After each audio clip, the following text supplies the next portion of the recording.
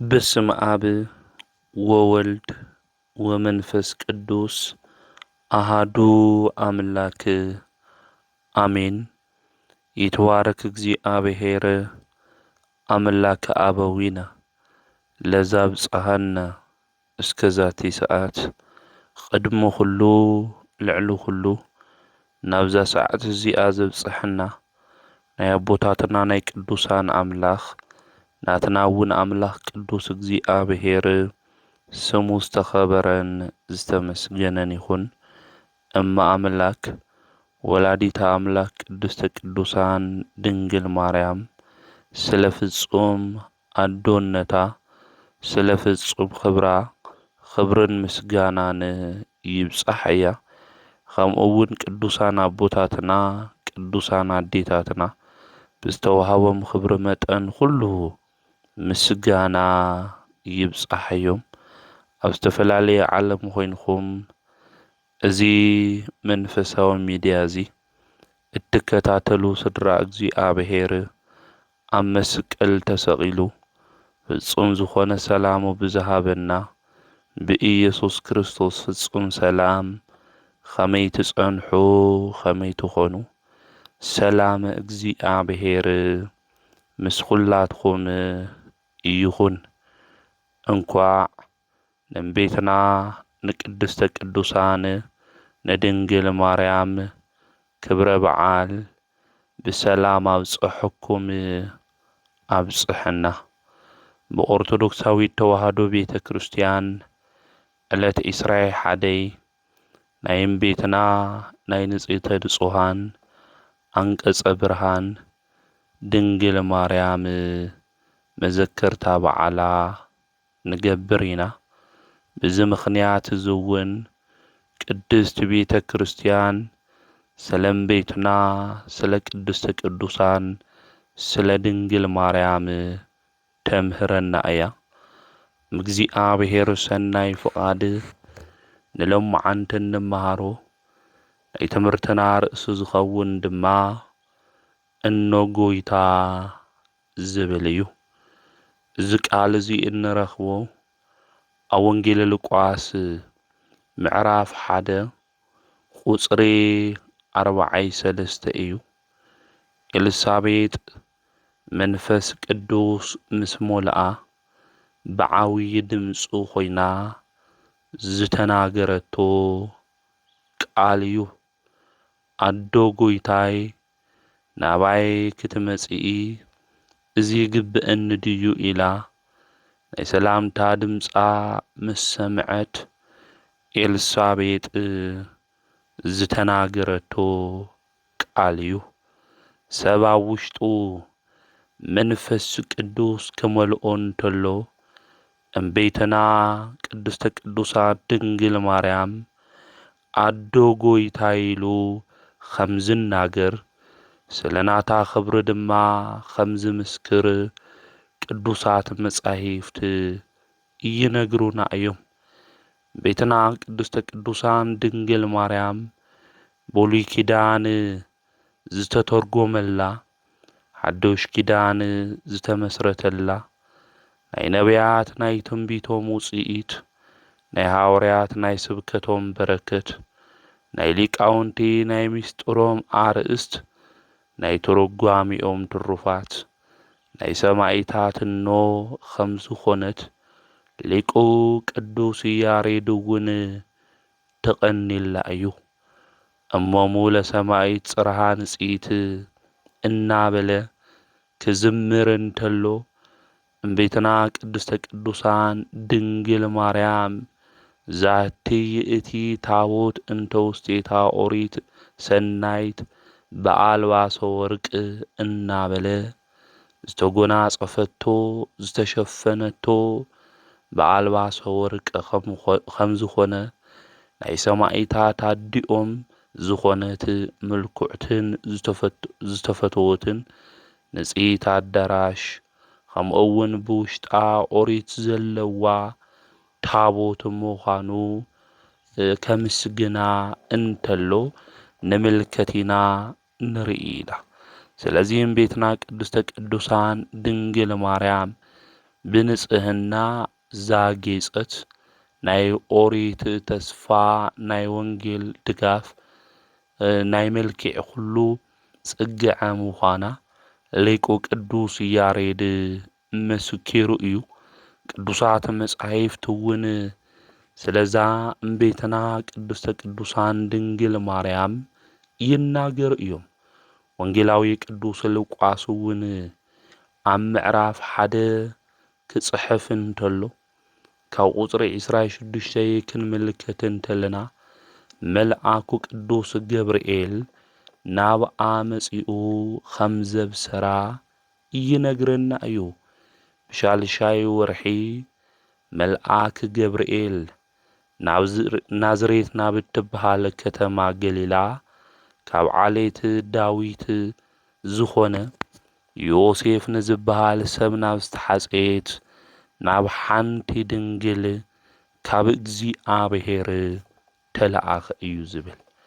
እዚ ክንምልከት እንተለና ሻልሻይ ወርሒ ኤልሳቤጥ እና ዘካርያስ ምስ ኣብሰሮም ኤልሳቤጥ እውን ምስ ጸነሰት ሻልሻይ ወርሒ ምስ ኾና መልአኩ ቅዱስ ገብርኤል ናብ እምቤትና ናብ ቅድስተ ቅዱሳን ናብ ድንግል ማርያም ከም ዝመጸ ቅዱስ መጽሓፍ ይነግረና እዩ። ክናገር እንተሎ ድማ ናብ ሓንቲ ድንግል ሱማ ድማ ማርያም ናብ ትበሃል ከም ዝተለኣኸ እዩ ዝነግረና። ብዙሓት ደናግል ኣብ ዓለም እኒአዋ እየን። ነገር ግን ኣብዚ ቅዱስ መጽሓፍ እዚ ሓንቲ ድንግል ኢሉ ክናገር እንተሎ ንሕና ብኃጢአትና ብበደልና ምኽንያት ዝነበረና ነገር ሁሉ ካባና ተወሲዱ እዩ። ቤትና ቅድስተ ቅዱሳን ድንግል ማርያም በንጽህና ብቅድስና ዛጌጸት ሓንቲ ድንግል እያ። ካልኦት ደቂ ኣንስትዮ ኣዶን ድንግልን ምዃና ይኽእላን። ድንግል ማርያም ግን ድንግል ክንብል እንተለና ኣዶ ክንብል እንተለና ድንግል ድንግልናን ኣዶነትን ኣተሓባቢራ ዝተረኸበት ሓንቲ ድንግል እያ እምቤትና ቅድስተ ቅዱሳን ድንግል ማርያም። ለዚ እዩ ሊቁ ቅዱስ ኤፍሬም ንዑ ኩልኩም ኣሕዛብ ንዑ ኣዶን ድንግልን ዝኾነት ድንግል ማርያም ነምስግና ኢሉ ዝተናገረ። እስመ ኮነት እመ ድንግለ ወጽቡረ ድንግልና ምስ ኣዶነት ሒዛ ዝተረኸበት ብኽብረ ወሊድ ኽብረ ድንግልና ኣተሓባቢራ ዝሓዘት ዝተመስገነት ዝተፈለየት ኣዶ እያ እምቤትና ቅድስተ ቅዱሳን ድንግል ማርያም። ድንጋሌ ሥጋ ድንጋሌ ነፍስ ድንጋሌ ህሊና ዝሓዘት ካብ ፍጥረታት ሁሉ ኸምኣ ዝበለ ዘየለ ኣዶ ጎይታ እያ እምቤትና ቅድስተ ቅዱሳን ድንግል ማርያም። ነዚ እዩ ወንጌላዊ ቅዱስ ሉቃስ እውን ክጽሕፍ እንተሎ ናብ ሓንቲ ድንግል መልአኩ ቅዱስ ገብርኤል ከም ዝተለኣኸ ዝነግረና። እቲ መልአክ እውን ናብታ ዘለቶ ኣትዩ ኦ ምልእተ ጸጋ ደስ ይበልኺ፣ ምልእተ ጸጋ ደስ ይበልኺ፣ እግዚኣብሔር እውን ምሳኺ እዩ ኢሉ ንእምቤትና ንቅድስተ ቅዱሳን ንድንግል ማርያም መልአኩ ቅዱስ ገብርኤል ሰላምታ ኣቕሪብላ እዩ። ሰላምታ ድማ ከቕርበላ እንተሎ ንመጀመርያ ጊዜ ናብ ድንግል ማርያም ቀሪቡ ዝተናገሮ ተፈስሒ ፍስሒት ዝብል እዩ። ኦ ደስ ይበልኺ ኢሉ መልአኩ ቅዱስ ገብርኤል ተናጊሩ እዩ። ወንጌል ማለት ብስራት ማለት እዩ። ናይ ሓጎስ ወረ ማለት እዩ ብስራት ማለት ድማ። ስለዚ መልአኩ ቅዱስ ገብርኤል ካብ እግዚኣብሔር ተላኢኹ ብምምጻእ እምበይትና ድንግል ማርያም ደስ ይበልኺ ኢሉ ተናጊሩ እዩ። ንድንግል ማርያም ግሩም ዝኾነ ጸጋ እዩ። ምኽንያቱ ናይ ኣዳም ተስፋ በኣ ገይሩ እግዚኣብሔር ንክፍጽም ወሲኑ እዩ። ሞት ዝተፈረደሉ ዘመናት ዝበኪ ዝነበረ ዝፈርስን ዝብስብስን ኣእምሮ ንባቡ ስኢኑ ብሰብ ተሸኪሞሞ ናብ መቓብር ንክወርድ ዝተፈረደሉ ወዲ ሰብ ብድንግል ማርያም ደስ ይበልኻ ተባሃለ። ሓጎስና ኩሉ ካባና ተወሲዱ ጽድቅና እኳ ኸም መርገም ጨርቂ ኾይኑ ኢሎም ነቢያት እስካብ ዝናገሩ ብሓዘን ውሽጢ ዝነበርና ኢና። መልአኩ ቅዱስ ገብርኤል ግን ናብ ድንግል ማርያም መጺኡ ምልእተ ጸጋ ደስ ይበልኺ እናበለ ዘመረላ። ብዚ ብኽያት ዝተመልአሉ ዓለም ውሽጢ ድንግል ናይ ሓጎስ መፍሰሲት ንክትኾን እግዚአብሔር ወሲኑ እዩ። ነዚ እዩ መልአኩ ቅዱስ ገብርኤል እውን ናብኣ መጺኡ ተፈሲሒ ፍሲስ ዝብል ቃል ዝተናገረ። እዚ ቃል እዚ ናይ ሔዋን ናይ መርገም መእሰሪ ተቖሪጹ ኸም ዝድብረይ ዝናገር ቃል ምዃኑ ክንፈልጥ ክንርዳእ ይግብአና። ብሔዋን እዝኒ ዝሰማዕናዮ ሓዘን እዩ። ብማርያም እዝኒ ዝሰማዕናዮ ግን ናይ ሓጎስ ቃል እዩ። እዚ ኢና ብደንቢ ክነስተውዕሎ ዝግብአና።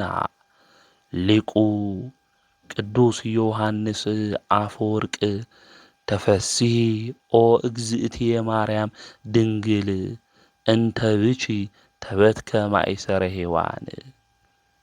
ስለ እመቤትና ስለ ድንግል ማርያም ክናገር እንተሎ እግዚአብሔር ብደይኒ ዝደብረያ ናይ ሔዋን ጽኑዕ ዝጐድእ መእሰሪ ባባኺ ተቖረጸ።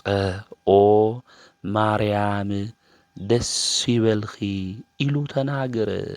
ብሔዋን እዝኒ ናይ ሰይጣን ናይ ሓሶት ቃል ተደብረየ።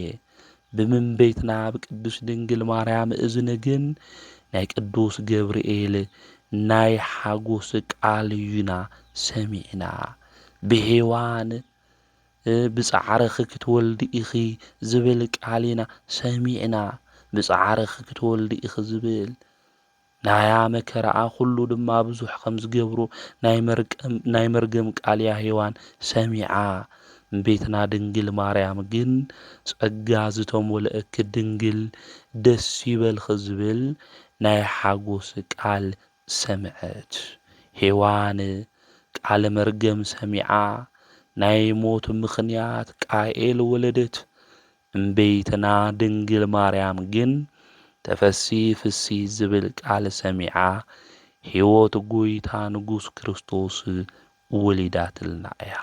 ስለዚ እምቤትና ቅድስተ ቅዱሳን ድንግል ማርያም መልአኩ ቅዱስ ገብርኤል ናብኣ መጺኡ ደስ ይበልኺ ኢልዋ እዩ። እዚ ኣብነት ጌርና ኢና እምቤትና ቅድስተ ቅዱሳን ድንግል ማርያም በመልአኩ በቅዱስ ገብርኤል ሰላምታ ሰላም እብለካ ኣለኹ እናበልና ንእምቤትና ድንግል ማርያም ዕለት ዕለት እናምስግና። ሊቁ ቅዱስ ኤፍሬም እውን ክናገር እንተሎ ተፈሲሒ ኦ ቤተልሔም ሃገሮሙ ለነቢያት፣ ናይ ነቢያት ዓዶም ዝኾንኺ ቤተልሔም ደስ ይበልኺ። ተፈሲሒ ኦ ወላዲተ እግዚእ ሓሴቶሙ ለመላእክት፣ ናይ መላእክቲ ተድላ ሓጎሶም ዝኾነ ጐይታ ዝወለድኺ ደስ ይበልኺ እናበለ ለእምቤትና ንቅድስተ ቅዱሳን ንድንግል ማርያም ዘመስገና ነዚ እዩ። ናይ ኹልና አንደበት ወኪሉ እምቤትና ቅድስተ ቅዱሳን ድንግል ማርያም ሊቁ ቅዱስ ኤፍሬም ኣብ ውዳሴ ማርያም ኣመስጊንዋ እዩ።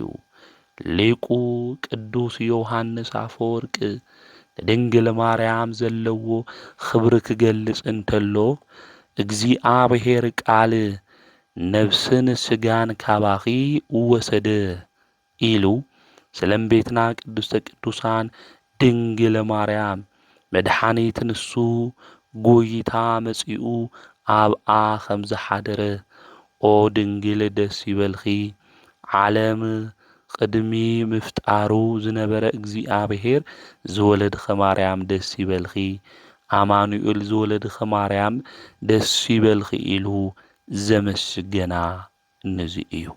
ስለዚህም ቤትና ቅድስተ ቅዱሳን ድንግል ማርያም መልአኩ ቅዱስ ገብርኤል መጺኡ አመስጊንዋ ኦ ምልእተ ጸጋ ደስ ይበልኺ እግዚአብሔር ምሳኺ እዩ ንስኺ ካባ ንእስቲ ዝተባረኽኺ ኢኺ ኢሉ ተናገራ። ስለዚህም ቤትና ቅድስተ ቅዱሳን ድንግል ማርያም ክነመስግን እንተለና ካብ እግዚአብሔር ዝተለኣኸ ሊቁ ዝተለኣኸ መልአክ ቅዱስ ገብርኤል ኣብነት ጌርና ምዃንና ክንፈልጦ ክንርድኦ እዩ ዝግብአና። ስለዚ ናብ እመቤትና ቅድስተ ቅዱሳን ድንግል ማርያም መጺኡ ደስ ይበልኺ ኢሉ መልአኩ ቅዱስ ገብርኤል ተናጊሩ እዩ። ንድንግል ማርያም ዝኾነ ኩሉ ሓጎስ ናይ ደቂ ሰባት ሓጎስ ምዃኑ ክንፈልጦ ክንርድኦ ይግብአና ማለት እዩ። ስለዚ እመቤትና ቅድስተ ቅዱሳን ድንግል ማርያም ደስ ይበልኺ ደስታው ዘይነበሮ ዓለም ውሽጢ ደስ ይበልኺ ተባሂላ ዝተመስገነት ናይ ሓጎስ ድማ መፍሰሲ ዝኾነት ኣዶ ጎይታ ምዃና ክንፈልጥ ክንርዳእ እዩ ዝግብአና።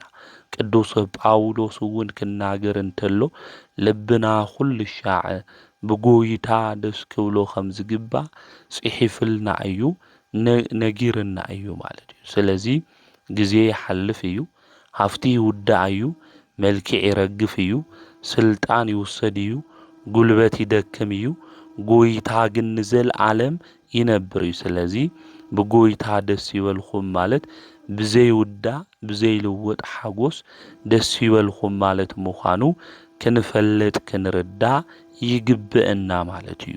ቅዱስ ኤፍሬም እውን ናይ ድንግል ማርያም ሓጎስ ናይ ሰብ ኩሉ ሓጎስ ምዃኑ ክጽሕፍ እንተሎ ተፈሳ ወተሐሰይ ኦ ዘመደ እጓለ እመሕያው እስመ አፍቀሮ እግዚአብሔር ለዓለም ወመጠው ወልዶ ዋህደ ከመ ሕያው ዘይአምን ወቱ እስከ ለዓለም ብኡ ዝኣምን እዩ ዝብል ኩሉ እስካብ ዘለዓለም ዝበጽሕ ወዱ እስካብ ምሃብ በጽሐ ኢሉ ዓለም ድማ እግዚአብሔር ብኸምዚ ፈትይዎ እዩ ናይ ደቂ ሰባት ኩሉና ድማ ደስ ክብለና ከም ዝግባእ ነጊርና እዩ ማለት ተትፌሳ ወተተሐሰይ ኩሉ ነፍሳተ ሰብ ወዲ ሰብ ኩሉ ድማ ብጣዕሚ ደስ ክብሎ ከም ዝግባእ ፍጹም ሓጎስ ክስምዖ ከም ዝግባእ ነጊርና እዩ የርድአና እዩ ማለት እዩ። ከምኡ እውን እመቤትና ቅድስተ ቅዱሳን ድንግል ማርያም ካባና ተወሲድና እዩ ዝነበርና ብኣዳም ምክንያት ካባና ተወሲዱ ዝነበረ ተድላ ነፍስ ብክርስቶስ ንክምለስ ዝገበረትልና ምክንያተ ድኂን ስለ ዝኾነት ቅዱስ ገብርኤል ተፈሲ ፍሲት ኦ ምልእተ ጸጋ ኢሉ ንእመቤትና ንቅድስተ ቅዱሳን ንድንግል ማርያም አመስጊንዋ እዩ። ጸጋ ዝተመልአኪ ኢሉ አመስጊንዋ። ንሕና እውን ንዚኢና ኣዴና ማርያም ሰላም ንብለካ ኣለና እናበልና ለእመቤትና ንቅድስተ ቅዱሳን ንድንግል ማርያም ሰላም ለቺ እንዘ ንሰግድ ንብለቺ ማርያም እምነ እናበልና ለእመቤትና ንቅድስተ ቅዱሳን ድንግል ማርያም እናመስግና መጽሐፍ ቅዱስ አብነት ጌርና ቅዱስ ገብርኤል ሊቀ መላእክት ድማ መጽኡ ስለ ዘመስገና እዩ ማለት እዩ። ስለዚህ መልአኩ ጸጋ እግዚአብሔር ንኣኺ ሙሉእ እዩ ስለዚ ደስ ይበልኺ ኢሉ ለእመቤትና ንቅድስተ ቅዱሳን ንድንግል ማርያም አመስጊንዋ እዩ። ወድሰብ በኃጢአት ምኽንያት ሕይወቱ ስኢኑ እግዚአብሔር ስኢኑ ኽብሩ ስኢኑ ኤደን ገነት ስኢኑ ካብ እግዚአብሔር ጸጋ ርሒቑ እዩ። ኸዚ ግን ቅዱስ ገብርኤል ካብኡ እውን ዝሰማዕናዮ ካብ ደቂ ሰባት ማእኸል ውሽጠን ዝኾነት ንሓንቲ ድንግል ጸጋ ዝተመልአኪ ብምባል ከብስራ እንተሎ ዘሐጉስ ነገር ሰሚዕና ኢና ማለት እዩ። ስለዚ ድንግል ማርያም ምልእተ ጸጋ እያ ክንብል እንተለና ጸጋኣ ንፍጥረታት ኩሉ ካብ ዝተወሃበ ጸጋ ይበልጽ እዩ። ካብና መላእክቲ ጸጋ ናይ ድንግል ማርያም ጸጋ ይበልጽ እዩ። ንሶም ፈሪሖም ዘመስግንዎ ጎይታ ኣምላኽ ንሳ ብኢዳ ሓቝፋቶ እያ፣ ስዒማቶ እያ፣ ጡባ እውን ኣጥብያቶ እያ፣ ሓዚላቶ እያ፣ ኣዕብያቶ እያ። ካብ ነቢያት ጸጋ ናይ ድንግል ማርያም ጸጋ ይበልጽ እዩ። ክንፎም እናገረዱ ከምኡውን ሰብ ናይ ምዃኑ ምስጢር ነቢያት ተናጊሮም እዮም። ንሳ ግን ብጥበብ እግዚአብሔር ንዑ እንታይ ጌራቶ እያ? ወሊዳቶ እያ። ቤትና ቅድስተ ቅዱሳን ድንግል ማርያም ካብ ሐዋርያት ጸጋ ናታ ጸጋ ድማ ይበልጽ እዩ ማለት እዩ። ሐዋርያት ስለ ጐይታ መድኃኒት ኢየሱስ ክርስቶስ መስኪሮም እዮም፣ ተናጊሮም እዮም፣ ንዓለም ሁሉ ድማ ተናጊሮም እዮም። ንሶም ዝመስከሩሉ ዝተናገሩሉ ጐይታ ድማ ቤትና ድንግል ማርያም ኣዕብያቶ እያ፣ ወሊዳቶ እያ ማለት ካብ ቤተ ክርስቲያን ጸጋ እውን ናይ ድንግል ጸጋ ይበልጽ እዩ። ንቤተ ክርስቲያን ልሳን፣ ትንቢት፣ ስብከት፣ ሃፍቶ ፈውስ ተዋሂብዋ።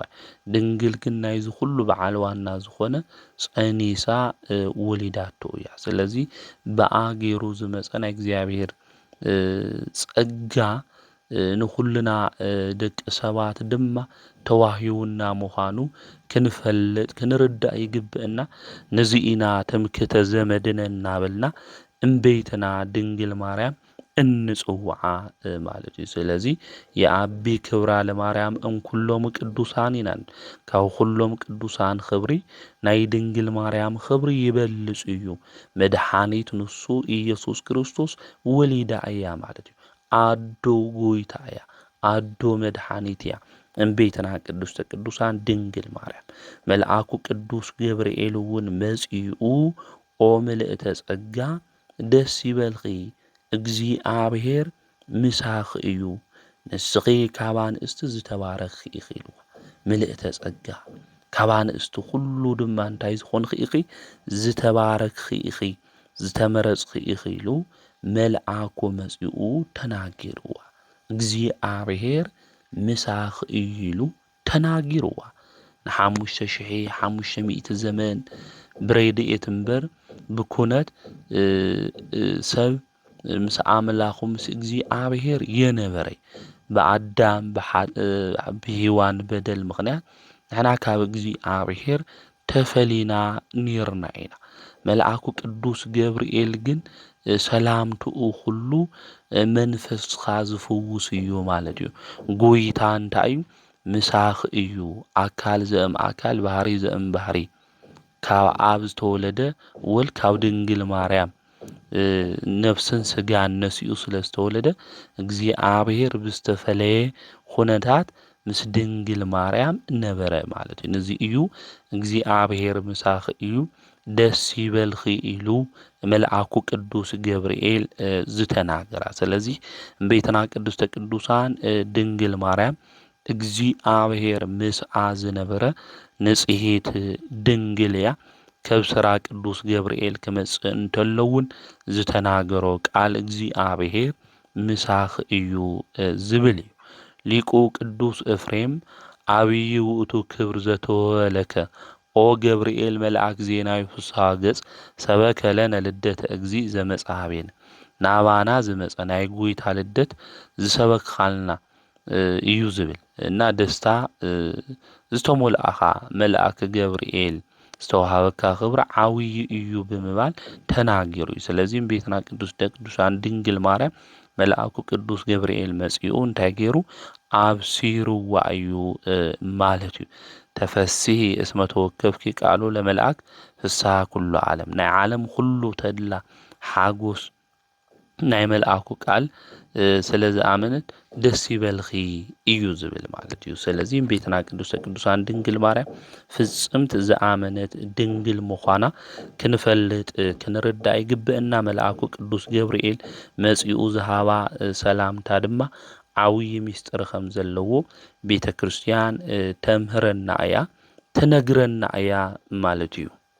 እዚ ሰላምታ እዚ መልአኩ ቅዱስ ገብርኤል ምስ ኣቕረበላ ምስ ረኣየቶ በቲ ቃሉ ደንገጸት።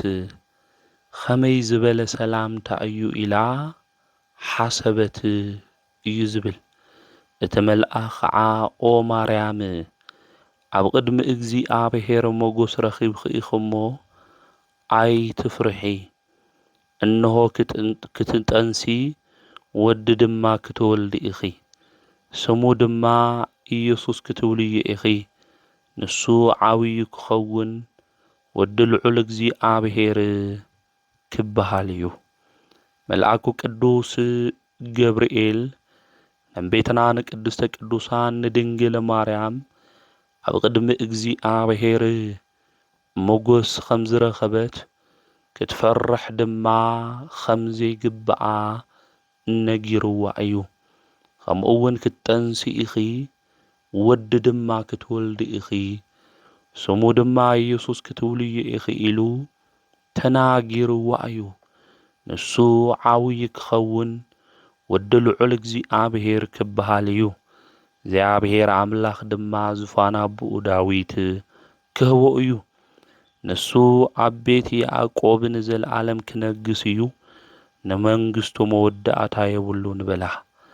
ማርያም ድማ ነቲ መልአክ ኣነ ሰብኣይ ኣይፈልጥን፣ እዚ ነገር እዚ ኸመይ ኢሉ ይኸውን በለቶ። እቲ መልአክ ናይ ብስራት ቃል ሒዙ መጺኡ እትወልዶ ድማ መን ምዃኑ ንቤትና ንቅድስተ ቅዱሳን ድንግል ማርያም ከብስራ እንተሎ ቤትና ቅድስተ ቅዱሳን ድንግል ማርያም ድማ ኣነ ሰብኣይ ኣይፈልጥን፣ እዚ ነገር እዚ ኸመይ ኢሉ ክኸውን እዩ ኢላ ቤትና ድንግል ማርያም ተናግረት። እቲ መልአክ መሊሱ ከም ዝበላ መንፈስ ቅዱስ ናባኺ ክመጽእ እዩ፣ ሓይሊ ልዑል እግዚኣብሔር እውን ከጽልለልኺ እዩ። ስለዚ እቲ ካባኺ ዝውለድ ቅዱስ እዩ፣ ወዲ እግዚኣብሔር ክበሃል እዩ። እነሆ እታ ዘመድኺ ኤልሳቤጥ እኮ ኣብ ኣጋእርጋና ወዲ ጠኒሳ ኣላ። እታ መኻን ዝተባሃለት እዚ ሻድሻይ ወርሓ እዩ፣ ንእግዚኣብሔር ዝሰኣኖ ነገር የለን እሞ ብላ። እምቤትና ንቅድስተ ቅዱሳን ንድንግል ማርያም ንእግዚኣብሔር ዝሰኣኖ ነገር ከምዘየለ ኣብነት ገይሩ ድማ ንቅድስት ኤልሳቤጥ ድማ ተናግራ። ኣብዚ ግዜ እዚ እምቤትና ቅድስተ ቅዱሳን ድንግል ማርያም እነሆ ኣነ ባርያ እግዚኣብሔር እየ፣ ከምቲ ዝበልኻኒ ይኹነለይ በለቶ። ናይ ድንግል ማርያም ትሕትና ወገናተይ ዘድንቕ እዩ፣ ናያ ትሕትና ዝገርም እዩ። እምቤትና ቅድስተ ቅዱሳን ድንግል ማርያም ነገራ ሁሉ ብንጽህና ዘጌጸት፣ ሁሉ ነገራ ድማ ወርቂ ዝኾነት ኣዶ ጎይታ እያ። መድኃኒት ከም ትወልድ፣ ጎይታ ከም ትወልድ፣ ኣምላኽ ከም ትወልድ መልአኩ ቅዱስ ገብርኤል የብስራ እዩ ዘሎ። ስለዚ መልአኩ ቅዱስ ገብርኤል ኣውዚ ክናገራ እንተሎ እግዚአብሔር ዝሰኣኖ ነገር የለይ ክብል እንተሎ እሳ ድማ ዝኣመነት ብፅኢት እያ እምቤትና ቅድስተ ቅዱሳን ድንግል ማርያም። ስለዚ ከምኡ ኢሉ ክናገራ እንተሎ ብትሕትና መንፈስ ኮይና ይኩነኒ በከመ ትቤለኒ፣ ከምቲ እትብሎ ዘለኻ ይኹነለይ ኣነ ባርያ እግዚኣብሔር ኢላ ቤትና ቅድስተ ቅዱሳን ድንግል ማርያም ብትሕትና ኾይና ድማ ተናግርት ንሕና ተንኸውንስ ከምዚ ዝበለ ትሕትና ይህልወና ዶ ይኾን ወገናተይ? ንእሽተይ ነገር ሒዝና ንእሽተይ ነገር ሃልዩና እኮ ናይና ትዕቢትና እኮ ወገናተይ ብዙሕ እዩ። ቤትና ቅድስተ ቅዱሳን ድንግል ማርያም ግን ዝኣመነት ብትሕትና ድማ ዘጌጸት ኣዶ ኣምላኽ እያ። ስለዚ እዛ ንግሥተ ሰማይ ወምድሪ የዋሂት ርግብ ምስጢር ኩሉ ትፈልጥ ምስጢር እምበይትና ቅድስተ ቅዱሳን ድንግል ማርያም መልአኩ ቅዱስ ገብርኤል ናይ ብስራት ቃል ክናገራ እንተሎ ብትሕትና ኾይና ዝተናገረት ብትሕትና ኾይና ኩሉ ነገር ድማ ዝመለሰት ድንግል ምዃና ክንፈልጥ ክንርዳእ ይግብአና። ስለዚ ናታ ትሕትና ዘይቋረጽ ትሕትና ምዃኑ ክንፈልጦ ክንርድኦ ይግብአና። ብተን መዓልትታት እቲአን ማርያም ቀልጢፋ ብእምባታት ይሁዳ ናብ እትርከብ ሓንቲ ከተማ ደየበት እዩ ዝብል ናብ ዘካርያስ ገዛ እያ ቤትና ቅድስተ ቅዱሳን ድንግል ማርያም ኸይዳ ናይ መልአክ ብስራት ቃል ሰሚዓ ቤትና ቅድስተ ቅዱሳን ድንግል ማርያም ኣኽቡርን ክኽበርኒ እኒ ከይበለት እዛ ንጽሕቲ ድንግል እዚኣ ናብ ዘካርያስ ዘለዎ ዓዲ ንኤልሳቤጥ ድማ ንወገና ንክትሓታ ድማ ቤትና ቅድስተ ቅዱሳን ድንግል ማርያም ኸደት።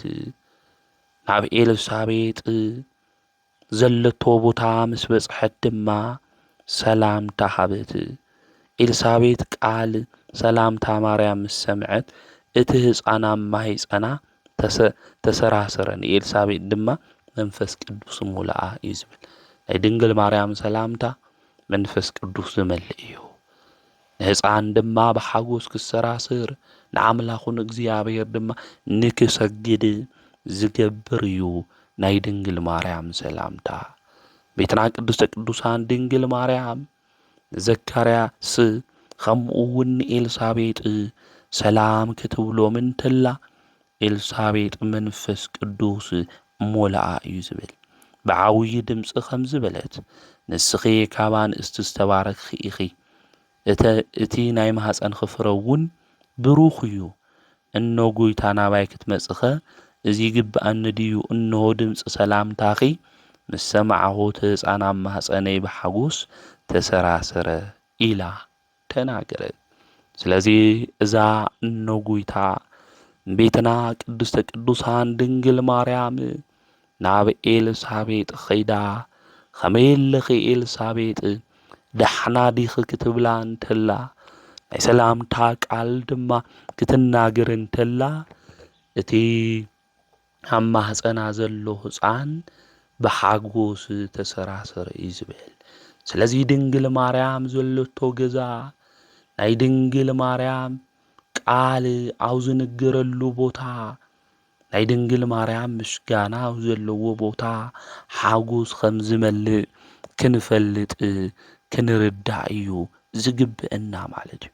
ስለዚ ቤትና ቅድስተ ቅዱሳን ድንግል ማርያም ሓጎስ እትመሉ እያ።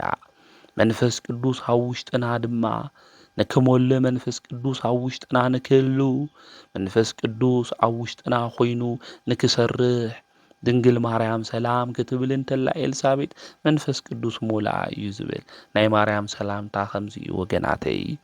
ሰላም ፍቕሪ ዝረሓቐና ሕብረት ዝሰኣና ነገርናትና ኩሉ ብናይ እግዚኣብሔር መንገዲ ዘይንሰርሕ ኩላትና ድንግል ማርያም በኣማላድነት ናብ ገዛና ናብ ስራሕና ናብ ህይወትና ኩሉ ንክትመጽእ ዝጎደለና ነገሩ ኩሉ ንክትሞልአልና የናስታውስ እንዲ ናብ ዶኪማስ ገዛ ዶኪማስ ሓዚኑ ተጨኒቑ ኣብ ዝነበረሉ ጊዜ ወንጌላዊ ቅዱስ ዮሐንስ ከም ዝጸሓፈልና ኣዶ ጎይታ እውን ማርያም ከምኡ ኣብኡ ከም ዝነበረት ይነግረና እዩ።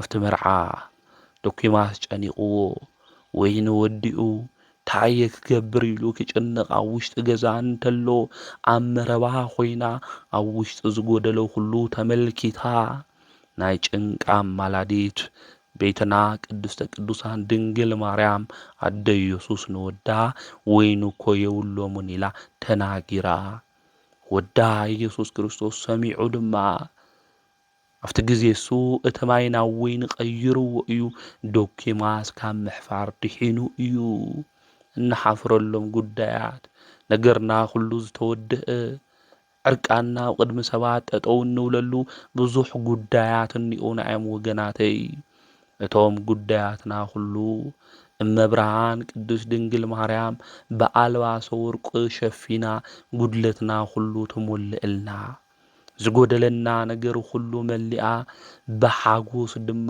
ውሽጥና ንክሙላእ ናይ ሓጎስ ሁሉ መፍሰሲ ዝኾነት ድንግል ማርያም ንኹልና ንክተማልደና ንኣምላኽና ናይ እግዚኣብሔር ቅዱስ ፍቃድ ይኹነልና። ስለዚ ኣዶ ጎይታይ ኢላ ኤልሳቤጥ ዝፀውዐታ እምቤትና ቅድስተ ቅዱሳን ድንግል ማርያም እያ። ስለዚ ንሳ ንጽይት እያ ንሳ ድማ ቅድስቲ ምዃና ቅዱሳት መጻሕፍቲ ይነግሩና እዮም። ኣብ ማእኸል ዕሾኽ ተኸቢባ ዝነበረት ዕምበባ እውን ንሳ እያ እምቤትና ቅድስተ ቅዱሳን ድንግል ማርያም። ኩሉ ነገራ ወርቂ እዩ ንጽይት እያ እምቤትና ቅድስተ ቅዱሳን ድንግል ማርያም። ጴጥሮስ በዲሉ እዩ ተባሂሉ ተጻሒፉ እዩ። ሐዋርያት ተበቲኖም እዩ ተባሂሉ ኣብ መጽሓፍ ተጻሒፉ እዩ። አብርሃም ካልኦት ኣቦታትና እውን በዲሎም ተባሂሎም ኣብ መጻሕፍቲ ተጻሒፎም እዮም። ማርያም ከምዚ ጌራ ተባሂሉ ግን ኣይተጻሓፈይ። ኣብ ቤተ መቅደስ መላእክቲ እናነጋገርዋ ትዕቢት ዘይብላ ትሕትና ድማ ዝተመልአት ወርቂ ንሳ እያ። ጥበብ ዝተመልአት ንሳ እያ። ኣነ ከምዚ እየ ዘይትብል ስደት እኳ ይግብአኒ ዘይትብል ንጽይት እያ እምቤትና ቅድስተ ቅዱሳን ድንግል ማርያም። ጎይታ ክትወልዲ ኢኺሉ መልአኩ ከብስራ እንተሎ ነብዙሕ ሰዓታት ተጓዒዛ ንኤልሳቤጥ ክትሓታ ኸይዳ እያ። ኣነኮ ጎይታ እየ ጸኒሰ፣ ኣነኮ ናይ ዓለም ኩሉ ፈጣሪ እየ ጸኒሰ። መጽያ ንሳ ትሕተተኒ እምበር መጽኦም ንሶም ይሕተቱን እምበር ከይበለት ብፍጹም ትሕትና እምቤትና ቅድስተ ቅዱሳን ድንግል ማርያም ክትጥይቖም ኸይዳ እያ። ናያ ትሕትና ዝገርም እዩ ናይ እምቤትና ናይ ቅድስተ ቅዱሳን ናይ ድንግል ማርያም። ስለዚ እዛ ንጽይት ኣዶ ጎይታ ድንግል ማርያም ካብ ርሑቕ እውን እትረኣይ ፀሓይ ምዃና ምፍላጥ ምርዳእ የድሊ እዩ። ፀሓይ ንኹሉ ካብ ርሑቕ ኮይና ከምዝትረአይ ሁሉ እምቤትና ድንግል ማርያም ንደቂ ኣዳም ሁሉ ልዕል ኢላ ልዕል ቅዱሳን ኮይና ትረኣይ እያ። ልዕልናኣ ክብራ እዩ። ብፍላይ ናይ ብሉይ ኪዳን ሰባት እምቤትና ቅድስተ ቅዱሳን ድንግል ማርያም ካብ ርሑቕ ኮይኖም ከም ዝረኣይዋ ከም ዝተሳለምዋ ሐዋርያው ቅዱስ ጳውሎስ እዚኦም ካብ ርሑቕ ኮይኖም ርዮማ ተሳሊሞማ ብምባል ኣብዚ ኣብ ዕብራውያን መልእኽቱ ምዕራፍ 11 ቁጽሪ 13 ይናገር እዩ። እምቤትና ካብ ርሑቕ ኮይኖም ምርኣዮም ዓረፍተ ዘመን ናይ ዕድመ ግድግዳ ጋሪድዎም ናይ ዘመን ሓጹር ድማ ሓጺርዎም ኣብቲ ዘመን እሱ ንሳ ዘለቶ በጺሖም ናይ ኣምላክ ኣዶ ብዓይነ ሥጋ ሪኦም ንምምስጋን ይተዓደሉ ስለ ፍቕሮም ኢሉ እግዚኣብሔር ግን ንቅዱሳን ኣበው ንነቢያት ንካህናት ንነገስታት ብረኣይ ገሊጹሎም ከምኡ እውን ብዝተፈላለየ ህብረ ምሳሌ ድማ ኣመስጊኖማ እዮም ንእምቤትና ንቅድስተ ቅዱሳን ንድንግል ማርያም ብዝፈትውዎ ቁሳዊ ነገር እናመሰሉ ገሊጾማ እዮም። ንኣብነት ካብ ኣቦ ማእኸል ናይ መጀመርያ ሰብ ኣዳም እዩ። ተስፋ ጸሎተይ ናይ ስደት ስንቀይ እናበላ ነይሩ እዩ። ስንቂ ናብ ርሑቕ ዓዲ ንዝኸድ ሰብ ዝዳለው ምግቢ እዩ። ኣቦና ኣዳም ካብ ገነት ተባሪሩ ናብ ምድረ ፋይድ ክወርድ እንተሎ ብልቦኑ እሞሰው ተሸኪምዋ ዝወረደ እምቤትና ቅድስተ ቅዱሳን ድንግል ማርያም እያ። ምኽንያቱ ካብኣ ተወሊዱ ዘድሕኖ ምዃኑ እግዚኣብሔር ቃል ኪዳን ኣትይውሉ እዩ። አቤል ናይ ክብረይ መቐበሊ መስዋዕተይ ናይ የዋህነት ዋጋ መርኸቢ ይብላ ነይሩ። ሴት ካብ እግዚኣብሔር ዝተዋሃብኽኒ ቸርነተይ ይብላ ነይሩ። ሄኖክ ካብ ዓይነ ሞት ዝድሓንኩልኺ ምግባር ትሩፋተይ ይልዋ እዩ። ኖህ ካብ ጥፍኣት ዝድሓንኩልኺ መርከበይ ናይ ናብራ ድማ ድባበይ እናበለ ጸዊዕዋ እዩ። ሴም እውን ናይ ምንባር ዕድል ፈንታይ እናበለ እውን ጸዊዕዋ እዩ። አብርሃም ዋጋ ዝረኽበልኺ ናይ ክብሪ ድንኳነይ ኢልዋ እዩ። ይስሐቅ ናይ መስዋዕተይ በጊዕ ሒዝኺ ዝተረኸብኺ ዕፀ ሳቤቅ ኢልዋ እዩ። ሙሴ ናይ ህይወት ሕርሻ ናይ ድሕነት ጎልጎል ናይ ፈጣሪ ክብሪ ዝረኣኹልኺ እምባ ኢልዋ እዩ። አሮን ናይ ኣገልግሎት ምርኩዝ ናይ ክህነት መቅረዝ ናይ ወርቂ ጸናጽል ዝለምለመት በትረይ ኢልዋ እዩ። ዳዊት ናይ ንግስናይ ከተማ ናይ ነፍሰይ ጣዕመ ዜማ ናይ ሕማመይ መፈወሲ በገና ኢልዋ እዩ። ዘካርያስ ከምኡ እውን ዳንኤል ናይ ኮኩሒ ፍልፍል ናይ ህይወት ድማ ፍንጪ ናይ አንበሳ ጉድጓድ ኢሎም ኣመስጊኖማ እዮም። እምባቆም ናይ ሓይሊ እምባ እናበለ ኣድኒቑዋ እዩ። ካልኦት ነቢያት ነገስታት ካህናት ዝፈትውዎ ብዘኽብርዎ ነገር እናመሰሉ ኣመስጊኖማ እዮም። ሐዋርያ ቅዱስ ጳውሎስ ካብ ርሑቕ ኮይኖም ሪኦማ ተሳሊሞማ ኢሉ ዝተናገሮ ነዚ እዩ። ቤትና ቅድስተ ቅዱሳን ድንግል ማርያም ናይ እግዚኣብሔር ከተማ እያ። ነዚ እዩ ልበ ኣምላክ ዳዊት እውን ክምስክር እንተሎ ነኪር ነገሩ በእንቲአኪ ሃገረ እግዚኣብሔር ናይ እግዚኣብሔር ከተማ ባባኺ ዝግበር ነገር ድንቅ እዩ ኢሉ ዝተናገረ ኣብ መዝሙሩ ድማ ዝዘመረ ነዚ እዩ። ድንግል ማርያም ሰውነት ዝተገበረ ናይ እግዚኣብሔር ቸርነት ብማህፀና ድማ ዝተኸናወነ ምስጢር እጹብ ድንቅ ምዃኑ በትንቢት መነጽር ኮይኑ ክናገር እንተሎ ከምዚ ኢሉ ዘመረ ናይ እግዚኣብሔር ከተማ ባባኺ ዝተገበረ ነገር ድንቂ እዩ። እግዚኣብሔር ሰማይና ምድሪ ፈጢሩ እዩ ኢልኻ ምንጋር ቀሊል እዩ ወገናተይ። ናይ ሰማይ ናይ ምድርን ፈጣሪ ብጸቢብ ማህፀን ተወሲኑ ኢልኻ ምንጋር ግን ከቢድ እዩ። እዚኦም ሊቃውንቱ እውን ዓለም ካብ ዝፈጠረሉ ጥበቡ ዓለም ዘድሐነሉ ጥበቡ ይበልጹ ኢሎም ዝናገሩ። ዓለም ክፈጥር እንተሎ ለይኩን ኢሉ ብዘይ ድኻም እዩ ፈጢሩ። ዓለም ከድሐን እንተሎ ግን መከራ ተቐቢሉ እዩ። ዓለም ክፈጥር እንተሎ ብሽዱሽተ መዓልቲ እዩ። ዓለም ከድሐን እንተሎ ግን 33 ዓመት እዩ ወሲዱሉ። ነዚ እዩ ነቢዩ ዳዊት እውን ባባኺ እግዚኣብሔር ድንቅ ነገር ገይሩ እዩ ድንቅ ነገር ድማ ክበሃል እዩ ኢሉ ዝተናገሮ ነዚ እዩ። ናሶርያ ሊቅ ቅዱስ ኤፍሬም እውን ውዳሴ ማርያም ከድንቕ እንተሎ ኦ ወላዲተ እግዚ ሃገረ መንፈሳዊት ዝሃደረ ላዕሊሃ እግዚአብሔር ልዑል እግዚአብሔር ዝኸተማ ከተማ ረቂቕ ከተማ እዩ ዝብላ። ኣምላክ ዝወለድኺ እምቤትና ቅድስተ ቅዱሳን ድንግል ማርያም ቅድስናኣ ክብራ ካብ ካልኦት ደቂ ኣንስትዮ ከም ዝበልጽ ተናጊሩ እዩ ማለት። ስለዚ ናይ እግዚኣብሔር ከተማ መን እያ ተተባሂላ እምቤትና ኣደጉይታ ድንግል ማርያም እያ።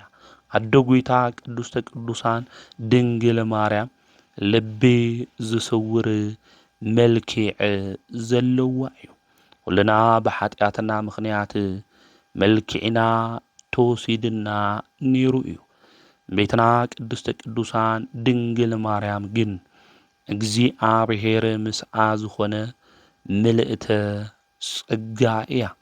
ኩሉ ነገራ ድማ ጽባቐኣ ዝመልአ እዩ። ነዚ እዩ ሰሎሞን ኩሉ ነገርኺ ሰናይ እዩ ምልኩዕ እዩ ኣበር ድማ የብልኽን እናበለ ኣብ መሃሌ ዘሰሎሞን ዘመስገና ነዚ እዩ። ናይ እመቤትና ናይ ድንግል ማርያም ጽባቐ ኣፍኣዊ ጥራሕ ዘይኾነስ ውሳጣዊ እዩ። ስጋዊ ጥራሕ ዘይኾነስ መንፈሳዊ እዩ። ግዚያዊ ዘይኾነስ ዘለዓለማዊ እዩ። ስለዚ መልክዓ ናያ ጽባቐ ፍጡራን ካብ ምድናቕ ብላዕሊ ካሊእ ነገር ክንገብር ኣይንኽእል። ነዚኦም ሊቃውንቲ ኩሉ ነገራ ወርቂ እዩ እናበሉ ስለ እመቤትና ስለ ድንግል ማርያም ዝናገሩ። ስለዚ እመቤትና ቅድስት ድንግል ማርያም መልክዓ ጽባቐኣ ዘይረግፍ እዩ ብዘመናት ብዙሓት ከምኡውን ዘይዓርግ ዘይልወጥ ኩልሻዕ ጓል 15 ዓመት ቆንጆ ኮይና እትነብር ብስግኣም ብነብሳ ድማ ብብዙሕ ዘጌፀት ዝተመልክዐት ምዃና ባሕረ ጥበባት ቅዱስ ያሬድ እውን ከምዚ ኢሉ መስኪሩ እዩ። ንኢ ርግብየ ወንኢ ሰናይትየ ነባብቼ ኣዳም ሰናይት እምኣንእስቲ ኣእይንትኪ ዘርግብ እዩ ዝብል። ስለዚ ሊቁ ክናገር እንተሎ ስለ እመቤትና ስለ ቅድስተ ቅዱሳን ስለ ድንግል ማርያም ኦ ርግበይ ንዒ ሰናይተይ ንዒ ንግግርኺ ኩሉ ዝጸበቐ ካብ ደቂ ኣንስትዮ ኩሉ ድማ ንስኺ ዝተፈተውኺ ዓይንኺ ከም ርግቢ እዩ እናበለ ከምኡ እውን ኣርምሞታ ናይ እመቤትና ቅድስተ ቅዱሳን ድንግል ማርያም ኣርምሞ ካብ ደቂ ኣንስትዮ ኩሉ ዝተፈተወ ምዃኑ ሊቁ ቅዱስ ያሬድ ክናገር እንተሎ ንምልከት ኢና ማለት። ስለዚ እመቤትና ቅድስተ ቅዱሳን ድንግል ማርያም ናያ ኣርምሞ ብጣዕሚ ዝገርም እዩ ወገናተይ። ናያ ኣርምሞ ዘድንቕ ንህይወት ኩሉ ንፍጥረታት ኩሉ ድማ ዝገርም እዩ።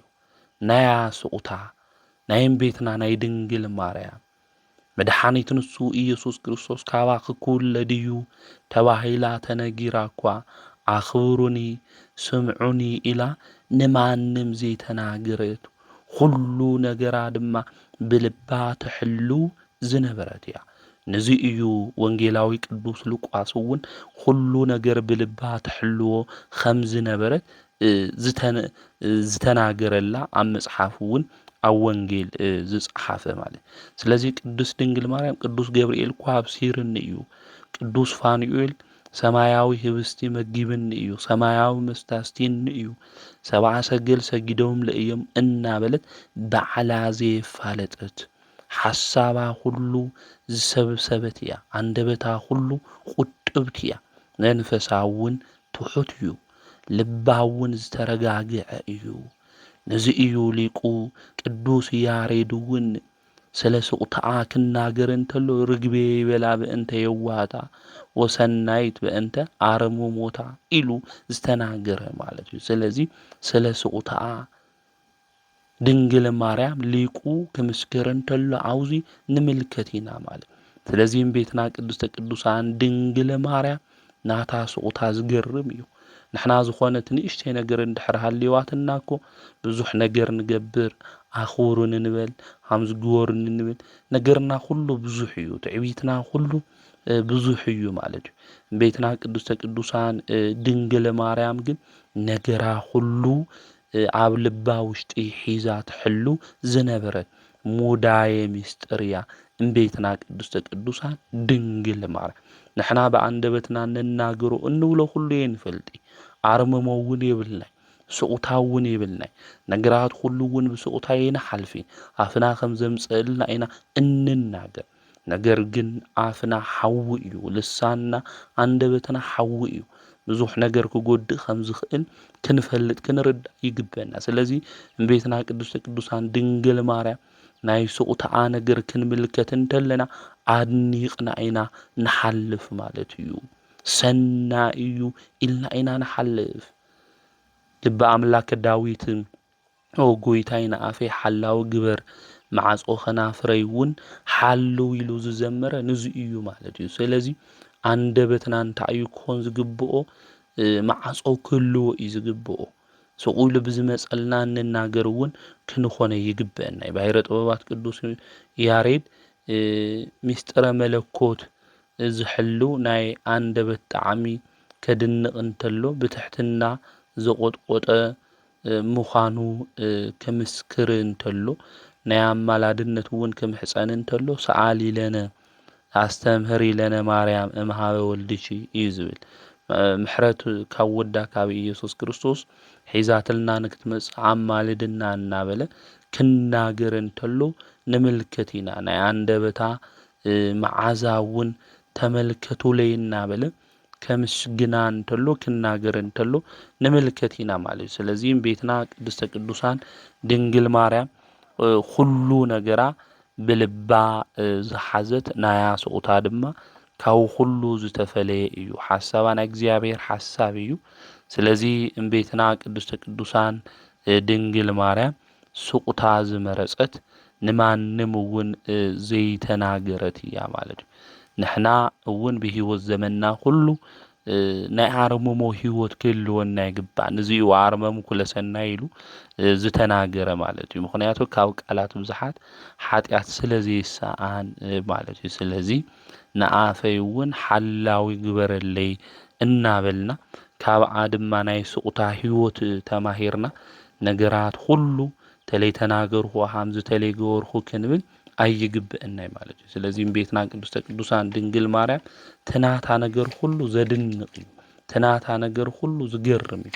ነዚኦም ሊቃውንተ ቤተ ክርስቲያን እውን ስለ ቤትና ስለ ድንግል ማርያም ተናጊሮም ዘይጸግቡ ንዝምዃኑ ክንፈልጥ ክንርዳእ እዩ ዝግበር። ስለዚ ልቢ ዘስውር እንታይ እኒአዋ መልክዕ እኒአዋ። ሓደ መልክዓ እንታይ እዩ ናይ ድንግል ማርያም ድሕሪልና ስቁታኣ ምዃኑ ኩሉ ነገር ነፈለጠት ኩሉ ነገር ድማ ኣብ ልዕሊ እግዚኣብሔር ስርሑ ኩሉ ሰሪሑ እናሃለወ ንሳ ግን ሱቅ ኢላ ነገራት ሁሉ ብምስጥር ድማ ትሕልው ዝነበረት የዋህ ርግብ እውን ምዃና ክንፈልጥ ክንርዳእ እዩ ዝግብአና። ስለዚ ተወሲዱ ዝነበረ መልክዕና ሁሉ ብድንግል ማርያም ምክንያት ድሂን ኮይና ንሕና ዘይንጠቅም ባሮት ኢና ነርና።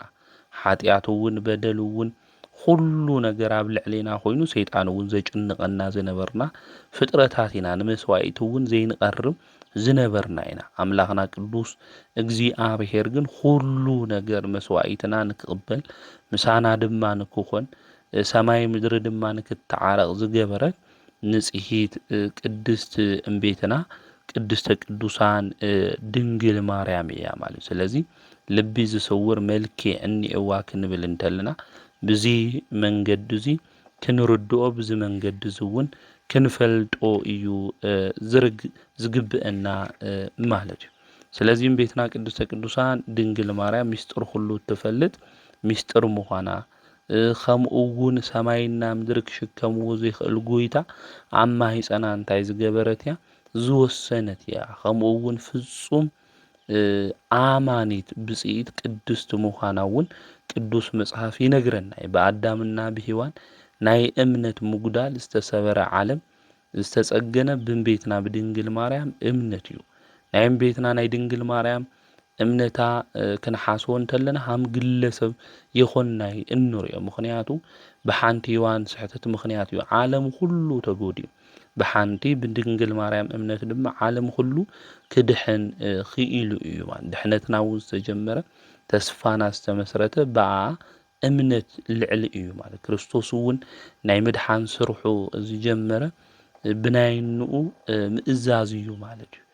ስለዚ ምእዙዝቲ እያ ቤትና ቅድስተ ቅዱሳን ድንግል ማርያም ማለት እያ።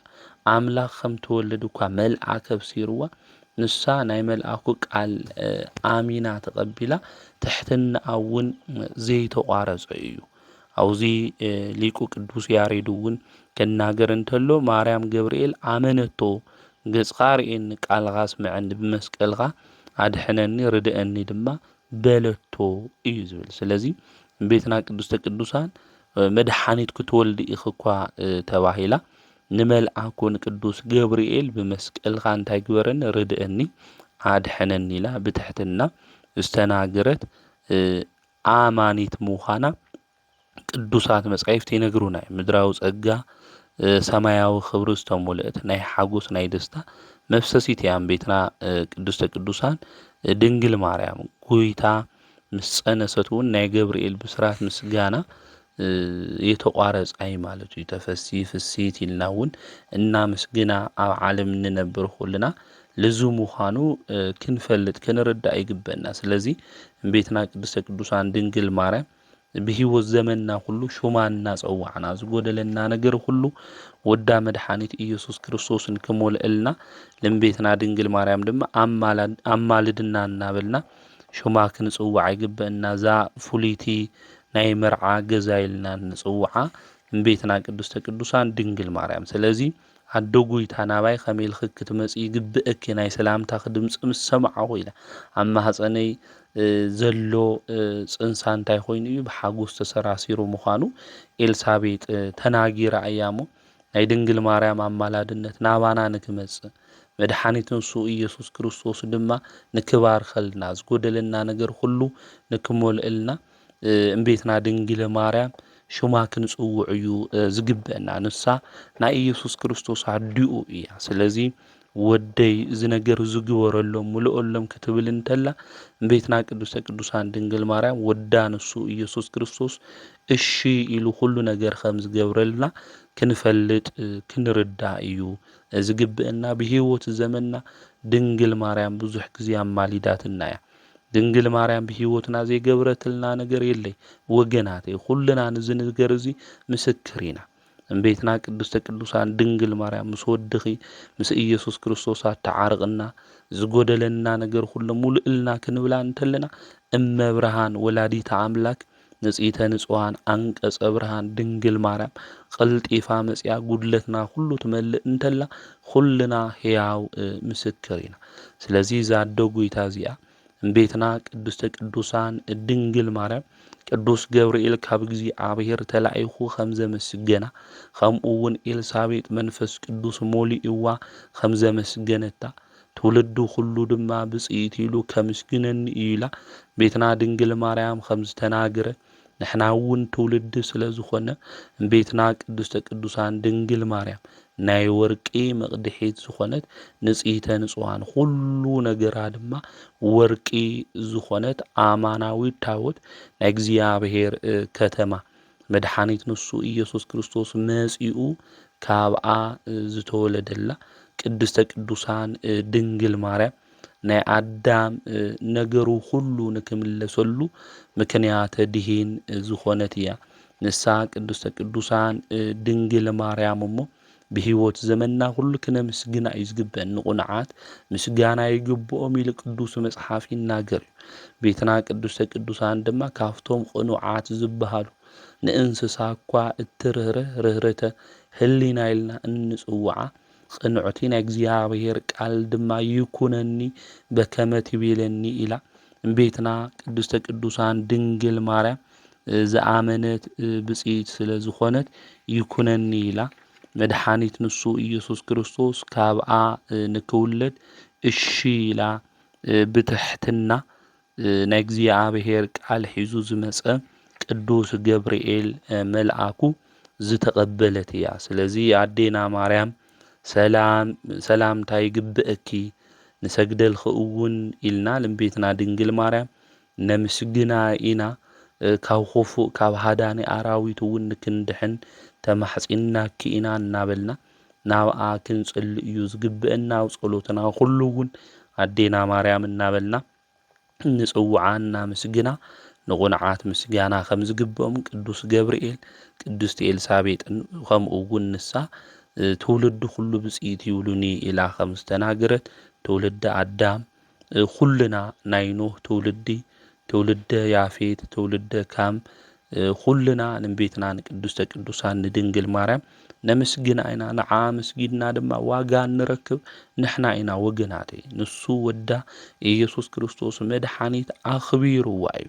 نحنا ندنجل مريم زميرنا مسجينا تواجع نرخو نحنا مخنا كنفلت كنردع يجبئنا ማለት ስለዚህ ናይ ሕዝቅኤል ናይ ምብራቅ በሪ ናይ ዘካርያስ ተቋም ወርቅ ምስጋና ደሞ ተቀዲሑ ዝውዳእ ማርያም ናይ ጳውሎስ ድማ ድንኳን ኢልና እንጽውዓ እንቤትና ድንግል ማርያም በህይወትና ሁሉ እናዘመርና እናመስገንና በረከት ድማ ካብአ ወዳ ኢየሱስ ክርስቶስ ንክዕድለና ንአምላኽና ናይ እግዚአብሔር ቅዱስ ፍቃድ ይኹነልና ከም ኤልሳቤጥ አነውን ትውልድ እየና በልና እንቤትና ንድንግል ማርያም ከነምስግና በአማላድነታ ድማ ዝጎደለና ነገር ሁሉ ንክትመልእልና ርርተሊና ድንግል ማርያም ንክተማልደና ምክንያቱ ድንግል ማርያም እንድሕራም ማሊዳትና ዝጎድለና ነገር የለ ንሳው ዘለቶ ቦታ ሁሉ ጉድለት ዝመልእ ምዃኑ ቅዱሳት መጻሕፍቱን